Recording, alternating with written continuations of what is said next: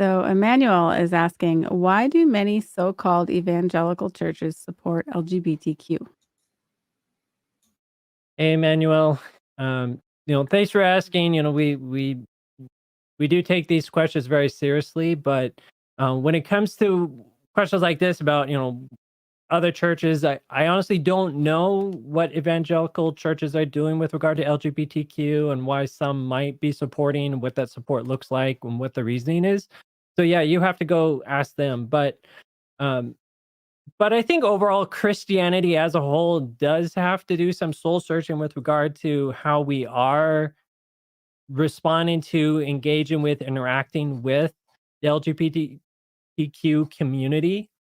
And I think an important verse that we should always keep in mind is 1 John 4:20, which is, if someone says, I love God, and hates his brother, he is a liar. For he who does not love his brother whom he has seen, how can he love God whom he has not seen?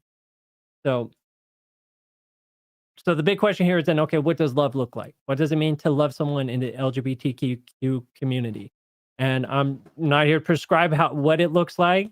And it doesn't mean necessarily we have to agree with everything and support everything they do and all that, right? But I can see how some people, different denominations, different groups, different individuals are going to try to apply this concept of love and do it in different ways and feel called to do different things.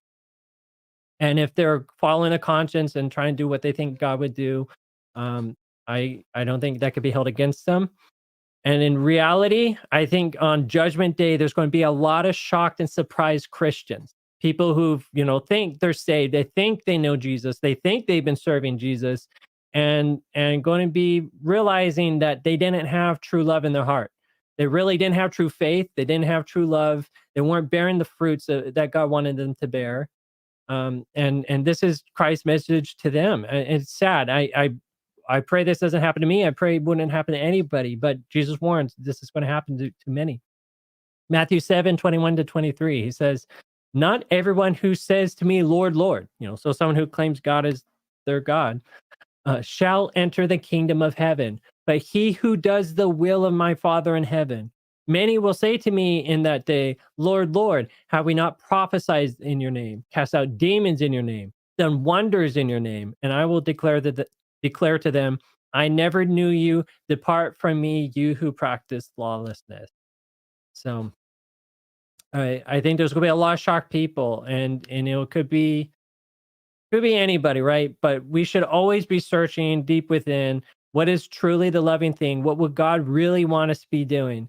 And constantly checking our heart. Is it love in there, or is it hate? Is it fear? Is it something that isn't of God that's really motivating us? Or is it, the peace, love, the care, the compassion, that sort of thing that's really motivating us and causing us to do action? And again, like, don't just go purely off of your heart. But what I'm saying is you act on truth, and if we are acting on that truth, even out of hatred, it could end up being an evil. You can preach to somebody, quote the Bible, but if you're doing it out of the wrong heart, the wrong spirit, you actually could be sinning. You could actually be doing harm. You could be hurting God's reputation. You could be destroying the relationship with God. So I'm not about compromising truth at all, but I'm also saying we need to really know, are we really bearing the fruit of God too in our actions, within our hearts, within our thoughts? So, Amen. Tina, anything you wanted to add to that? I think that's a really good point to make there. And yeah, we can definitely not speak on the behalf of the evangelical church, but definitely as far as the Bible, we do need to act in love to all people and demonstrate the character of Christ. And so definitely, I think we need to go back to that verse that says, like you're saying, examine yourself to see if you're walking in the faith. Mhm. And we need to make sure our hearts are right with God. And we know that Jesus definitely wants us to love every and all people. So Mhm. While we were yet sinners, Christ died for us. Doesn't that's matter what the sin was. Christ died for us while we were sinners.